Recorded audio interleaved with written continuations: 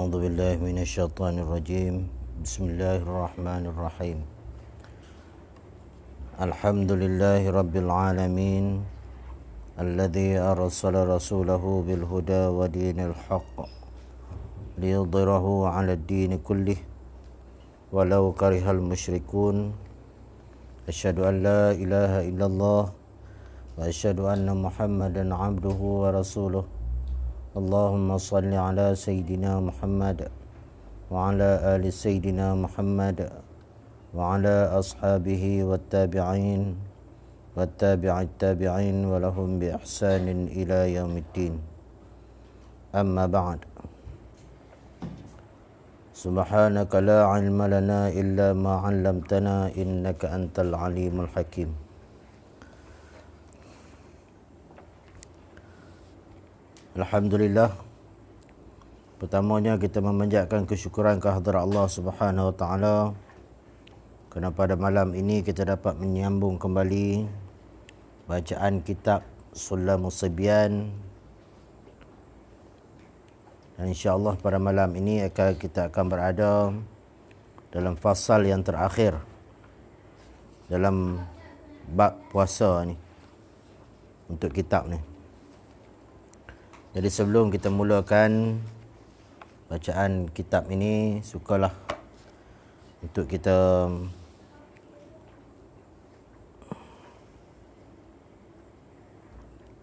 mengingatkan kembali tentang tempoh yang sedang kita lalui sekarang ini, iaitu tempoh di mana kita berada dalam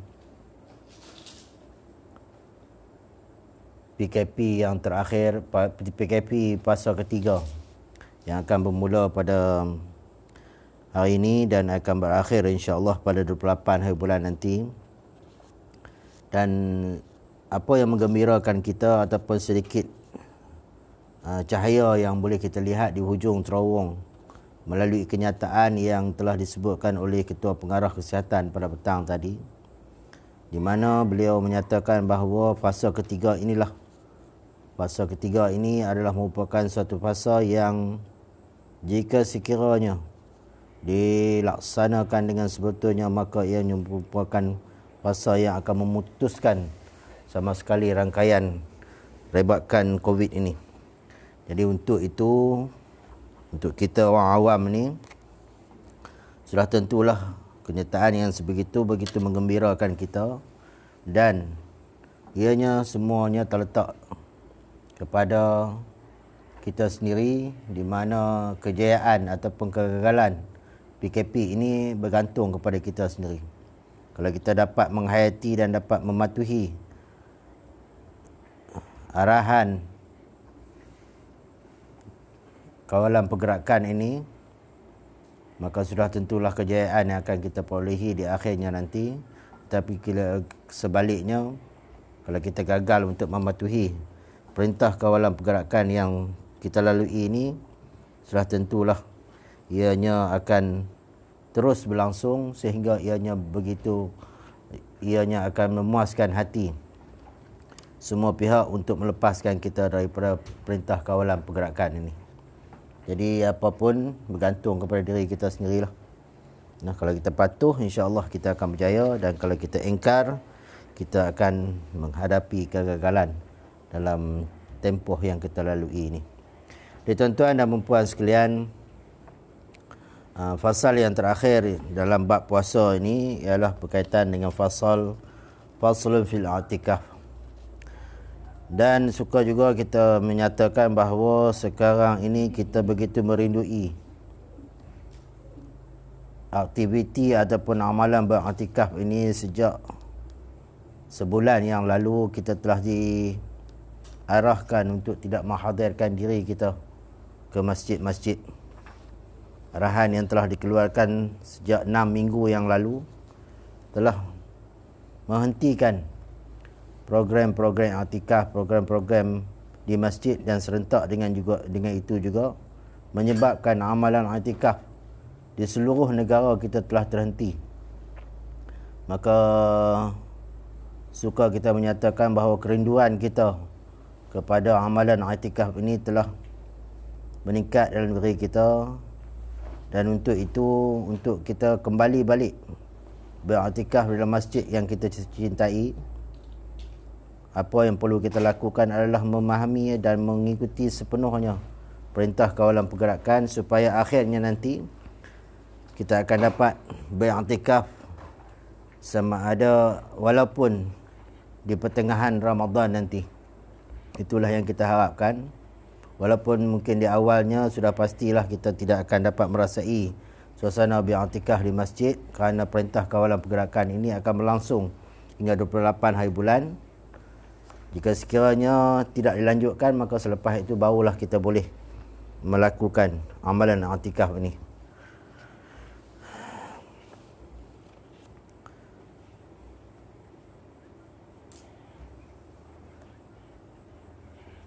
Dan kita percaya kerinduan ini bukan kita sahaja, tetapi banyak manusia yang mewakafkan dirinya dengan masjid. Merasa kerinduan ini kerana masjid adalah merupakan salah satu tempat yang dijanjikan untuk orang-orang yang mengimarahkan masjid sebagai salah seorang daripada 7 golongan yang akan mendapat lindungan arash di akhirat kelak. Jadi kita pendamkan dahulu kerinduan kita ini, di samping kita berusaha untuk keluar daripada perintah kawalan pergerakan setelah kejayaan menghapuskan seluruh rebakan COVID-19 di negara kita. Jadi hadirin dan hadirat muslimin dan muslimat, faslun fil i'tikaf, fasal pada menyatakan i'tikaf.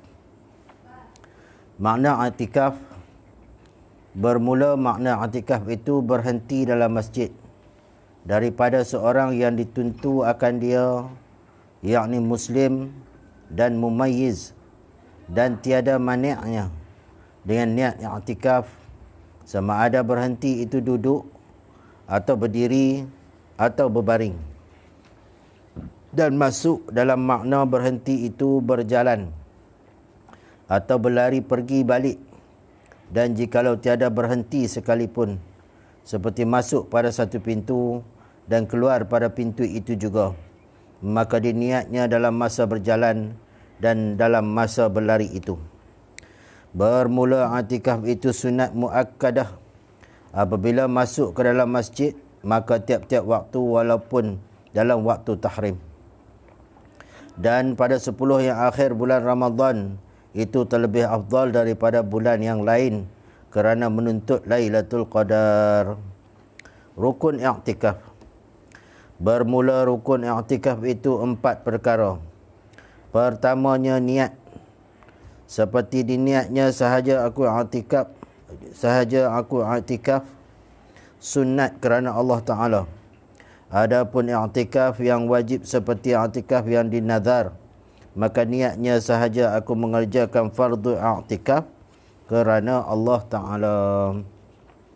Dan keduanya, rukun i'tikaf itu masjid yang di-i'tikaf padanya, dan jikalau masjid itu sudah runtuh dan hilang binaannya beratus tahun, dan naik hutan dan tumbuh pohon kayu sekalipun, sah i'tikaf padanya, dan sah i'tikaf atas cabang kayu yang tumbuh padanya, kerana masjid itu hingga 7 lapisan bumi selama-lamanya.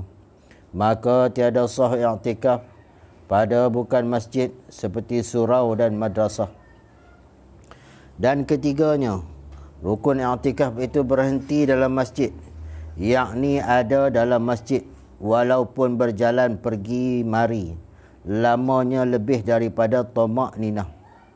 Maka tiada sah i'tikaf berjalan terus pergi seperti masuk pada satu pintu dan keluar pada pintu yang lain dengan tiada berhenti lebih daripada tamak ninah.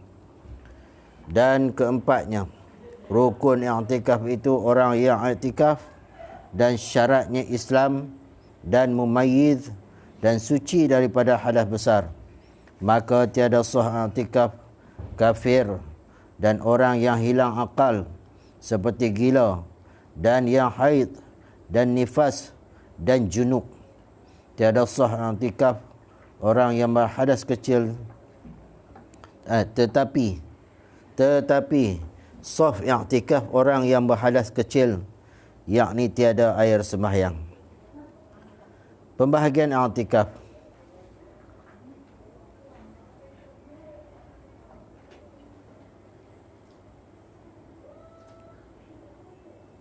Bermula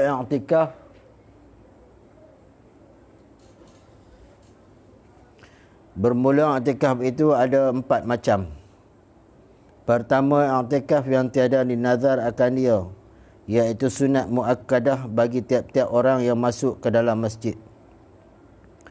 Keduanya, i'tikaf yang dinazar akan dia, yang tiada qaid masa dan tiada qaid berturut-turut, seperti dikatanya, bagi Allah atas aku i'tikaf. Maka wajib berhenti dalam masjid qadar lebih daripada tamak-ninah dengan niat sahaja aku i'tikaf yang wajib. Ketiganya, i'tikaf yang dinazar akan dia, yang tiada qaid berturut-turut, tetapi dikait bilangan-bilangan masa, seperti masa beberapa jam dan beberapa hari. Maka hendaklah ia i'tikaf sebanyak bilangan yang dinazar itu, sama ada berturut-turut atau berselang-selang. Keempat, i'tikaf yang dinazar akan dia bilangan-bilangan masa lagi berturut-turut, maka hendaklah ia i'tikaf jangan putus dan jangan berselang-selang. Terulang balik ni, pembahagian i'tikaf. Bermula i'tikaf itu ada 4 macam. Pertamanya, i'tikaf yang tiada dinazar akan dia, iaitu sunat muakkadah bagi tiap-tiap orang yang masuk ke dalam masjid.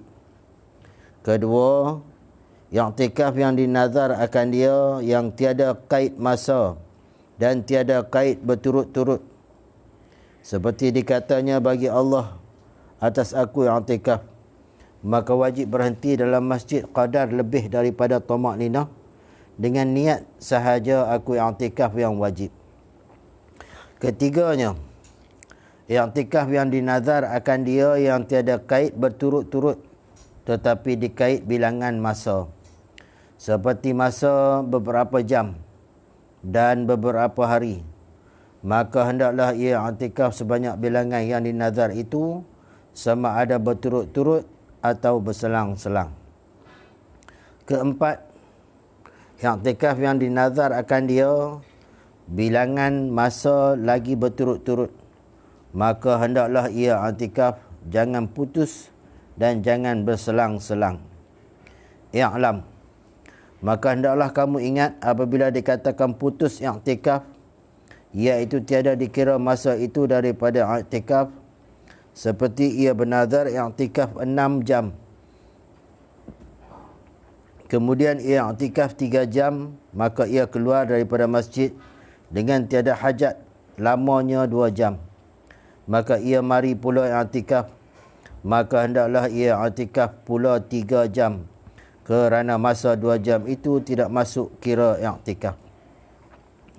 Adapun apabila dikatakan tiada putus i'tikaf, iaitu dikira masa itu akan i'tikaf juga, seperti ia bernazar i'tikaf 6 jam, kemudian ia i'tikaf 3 jam, maka ia keluar pergi makan dan minum dan berak, kencing, istinja dan mengambil wuduk, sekalian itu lamanya 1 jam, maka ia mari i'tikaf pula, maka hendaklah ia i'tikaf 2 jam lagi, kerana 1 jam yang ia keluar itu masuk kira i'tikaf juga. Dan apabila dikatakan putus berturut-turut, maka hendaklah dimulai lain pula daripada awalnya. Dan jika kedatangan gila, maka tiada putus berturut-turut, tetapi putus i'tikaf, kerana tiada dihisab zaman gila itu akan i'tikaf. Maka apabila hilang gilanya, maka hendaklah ia mari i'tikaf pula, beri cukup sebanyak hari yang dinazarnya itu. Seperti ia nazar i'tikaf sebulan berturut-turut, maka ia baru ada i'tikaf 15 hari, kemudian datang gila 10 bulan atau lebih. Maka apabila hilang gilanya, maka wajib ia mari i'tikaf 15 hari kerana tiada putus berturut-turut. Dan tersebut dalam iqna', tiada putus i'tikaf, yakni dikira i'tikaf juga masa itu seperti keluar pergi bang atas menara yang di luar masjid, dan keluar pergi mandi janabah, dan keluar pergi makan, dan keluar pergi berak dan istinja. Tiada putus i'tikaf jika tiada panjang masanya. Dan putus berturut-turut dengan haid yang boleh sunyi daripada haid masa i'tikaf, seperti nazar i'tikaf 15 hari berturut-turut atau kurang daripada 15 hari berturut-turut, maka wajib dimulai lain i'tikafnya. Dan putus berturut-turut dengan nifas yang boleh sunyi daripada nifas masa i'tikaf, seperti nazar i'tikaf 9 bulan berturut-turut atau kurang daripada 9 bulan berturut-turut, maka wajib dimulai i'tikaf pula. Maka tiada putus berturut-turut dengan datang haid yang tiada sunyi daripada haid masa i'tikaf, seperti nazar i'tikaf berturut-turut lebih daripada 15 hari, maka apabila suci, maka hendaklah mari i'tikaf pula, beri cukup bilangan yang dinazar itu.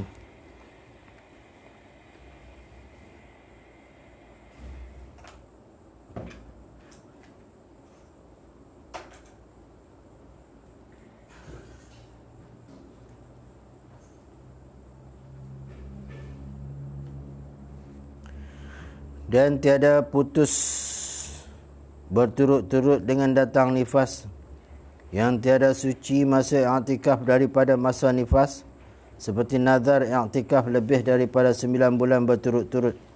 Maka apabila sucinya, maka hendaklah mari i'tikaf, beri cukup bilangan yang dinazar itu. Dan tiada putus berturut-turut dengan keluar daripada masjid kerana takut perampas atau takut kebakaran, atau kerana sakit yang musyaqqah duduk di dalam masjid, seperti berhajat kepada khadam atau doktor, atau takut cemar masjid seperti sakit perut dan umpamanya. Tetapi putus i'tikaf, yakni tiada masuk kira i'tikaf masa keluar itu, maka apabila aman dan hilang sakitnya, maka wajib ia mari tambah, beri cukup bilangan yang dinazar itu. Wallahu a'lam. Telah tamat juzuk yang ketiga pada bicara puasa, dan insya-Allah mengiringinya juzuk yang keempat, kitab Sulamus Subyan pada bicara haji. Tamat disalin semula pada 29 Safar 1424 bersamaan 1 Mei 2003. Wallahu a'lam. Wabillahi taufik. Wassalamualaikum warahmatullahi taala wabarakatuh.